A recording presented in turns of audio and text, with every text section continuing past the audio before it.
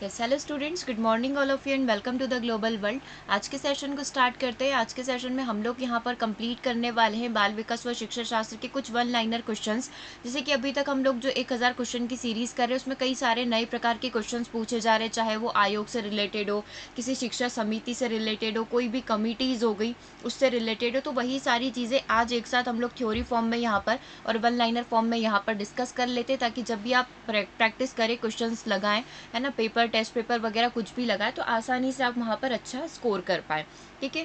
और WhatsApp group में जुड़ने के लिए आप वीडियो के डिस्क्रिप्शन बॉक्स में नंबर दिया हुआ है, वहाँ से जुड़ जाइए, ताकि अपकमिंग आपकी कोई भी एग्जाम की अपडेट होती है तो वो सारी आपको व्हाट्सएप के थ्रू पता चल जाए। जैसे कि आप सभी को दिखाई दे रहा है, क्वेश्चन नंबर 1 आप सभी की स्क्रीन पर आ चुका होगा। राधाकृष्णन आयोग कब गठित किया गया था? 1948 में इसका गठन किया गया था। राइट, कुछ क्वेश्चन आपसे पूछे गए, इसके बाद हम लोग इसका थ्योरी भी डिस्कस कर लेंगे।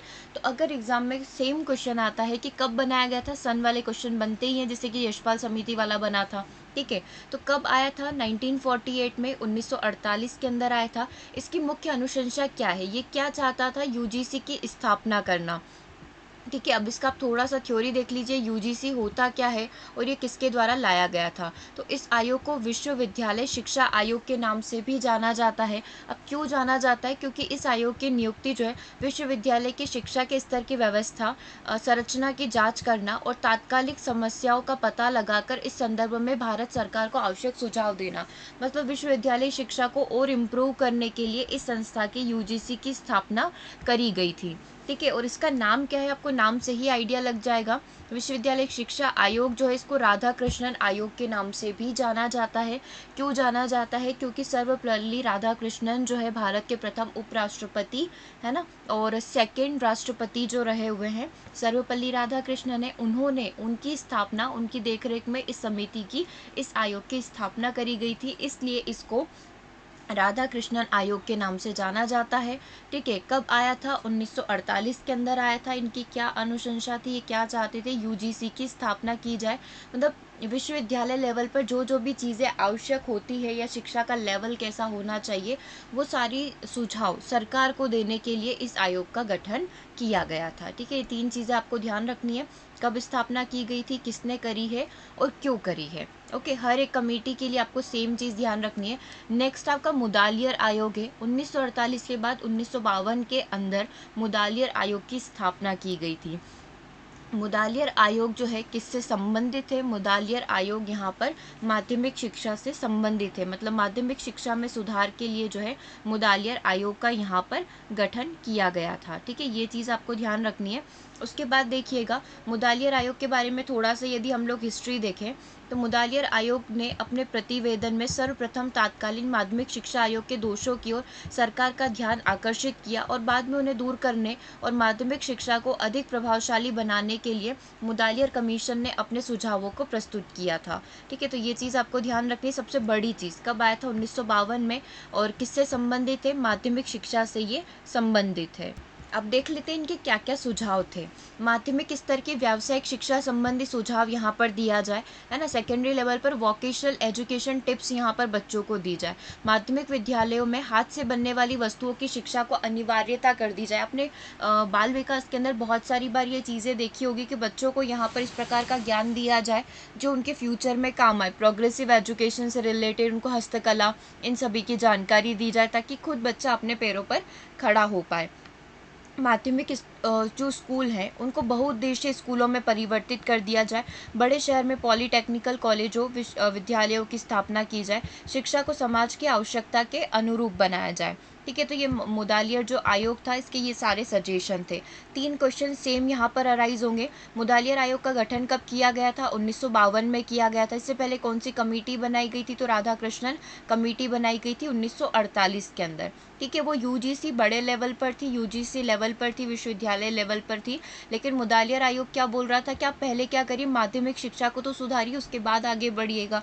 तो मुदालियर आयोग जो है, जो कि हमारे लक्ष्मण स्वामी मुदालियर के द्वारा इसको प्रस्तावित किया गया था, नाम में ही छुपा हुआ है किसने बनाया था ये आयोग, किसकी देखरेख में बना था? तो लक्ष्मण स्वामी मुदालियर के द्वारा जो है 23 सितंबर 1952, आप चाहे तो केवल सन याद रख लो और डेट याद रखनी है तो 23 सितंबर का है। ठीक है, माध्यमिक शिक्षा आयोग की स्थापना करी थी। इन्होंने माध्यमिक शिक्षा को सुधारने की बात करी थी कि आप इतना आगे लेवल पर सुधारे, सबसे पहले हमें क्या करना पड़ेगा, माध्यमिक शिक्षा जो है उसको यहाँ पर सुधारना पड़ेगा। तो इसमें सुधार होगा तो वैसे के वैसे ही विश्वविद्यालय लेवल पर भी सुधार हो जाएगा। ठीक है, चलिए नेक्स्ट पॉइंट हम लोग देख लेते हैं, अगली कमेटी की बात कर लेते हैं।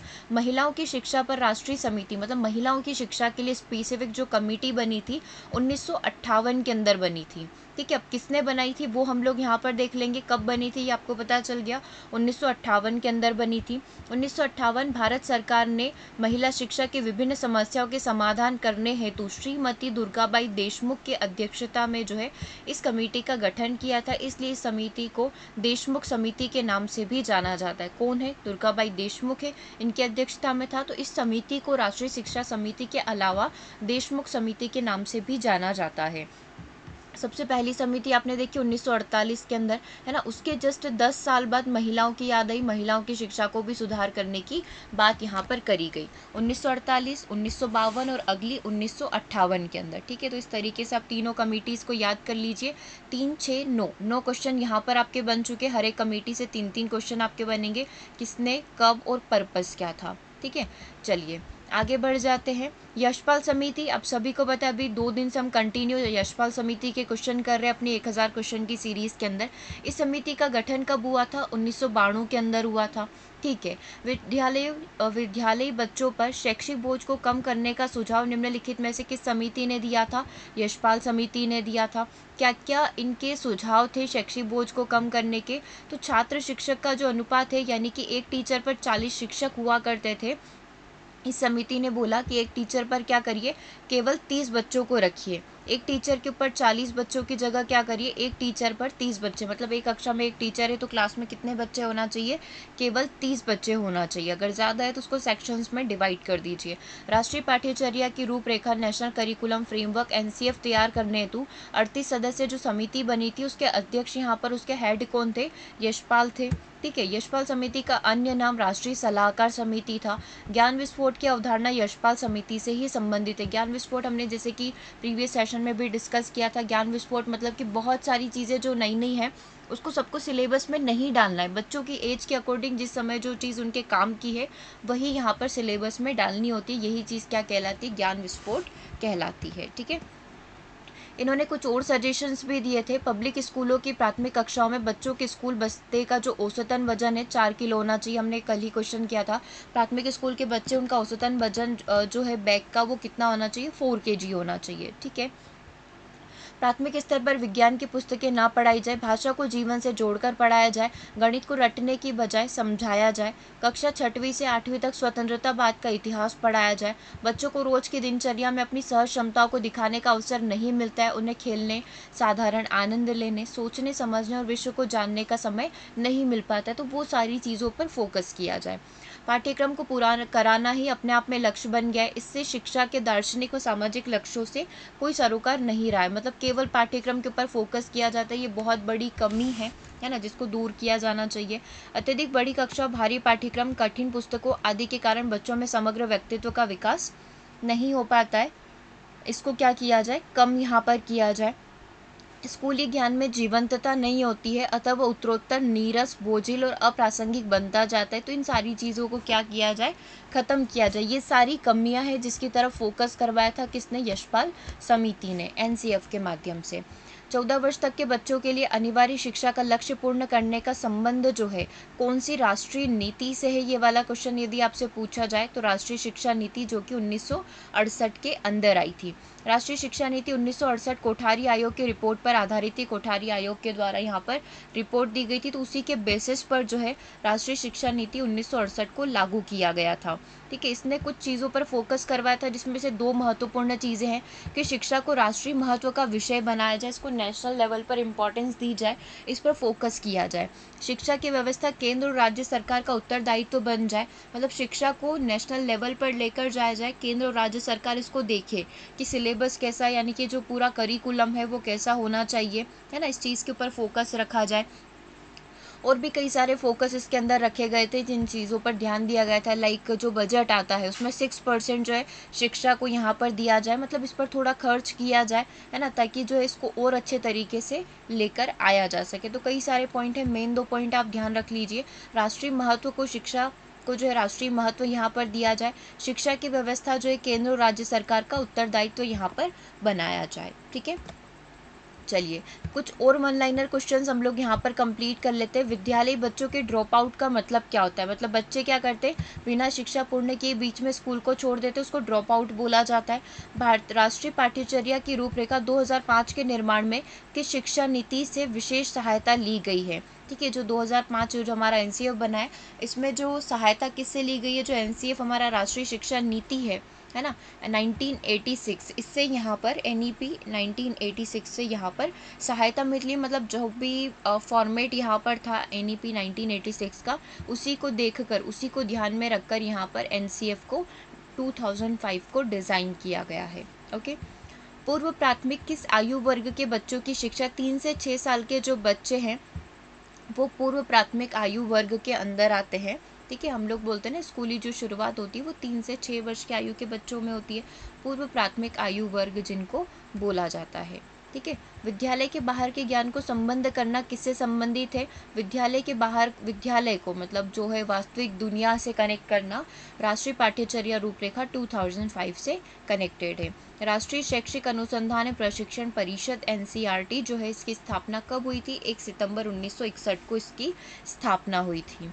जिला शिक्षण प्रशिक्षण संस्थान जो डाइट कॉलेज चलते हैं, की स्थापना किस राष्ट्रीय शिक्षा नीति के तहत करी गई? तो राष्ट्रीय शिक्षा नीति 1986 के तहत, 1986 के तहत डाइट की स्थापना करी गई है। डाइट किस प्रकार का संस्थान है? तो ये जिला लेवल पर स्थापित किया जाने वाला संस्थान है, और जिले में एक डाइट आपको मिल जाएगा, डाइट कॉलेज आपको मिल जाएंगे। ठीक है, प्रत्येक डाइट में कितनी शैक्षिक शाखाएं होती है? तो 7 शैक्षिक शाखाएं प्रत्येक डाइट के अंदर रहती है, जिसे आप ज्वाइन कर सकते हैं। डीपीईपी के बारे में यदि आपसे पूछा जाए, जिला प्राथमिक शिक्षा योजना, डिस्ट्रिक्ट प्राइमरी एजुकेशनल प्रोग्राम जो होते हैं, ये 1994 को स्थापित किया गया था। और इसी से रिलेटेड एक और क्वेश्चन, भारत की कौन सी परियोजना विश्व में शिक्षा की सबसे बड़ी परियोजनाओं में से है? तो शिक्षा की सबसे, विश्व में सबसे बड़ी परियोजना की बात करें तो ये जिला प्राथमिक शिक्षा परियोजना है। प्राइमरी लेवल पर, जिला लेवल पर बच्चों को शिक्षा देना, ये सबसे बड़ी परियोजना में काउंट किया जाता है।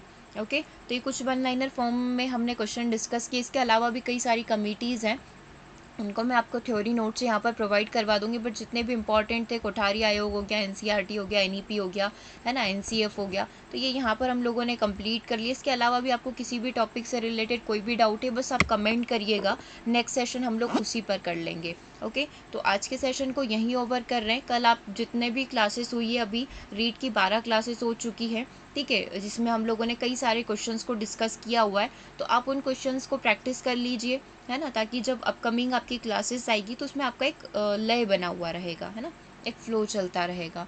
ओके, तो आज के सेशन को ओवर करते हैं, मिलेंगे हम लोग नेक्स्ट सेशन में। Thanks for watching.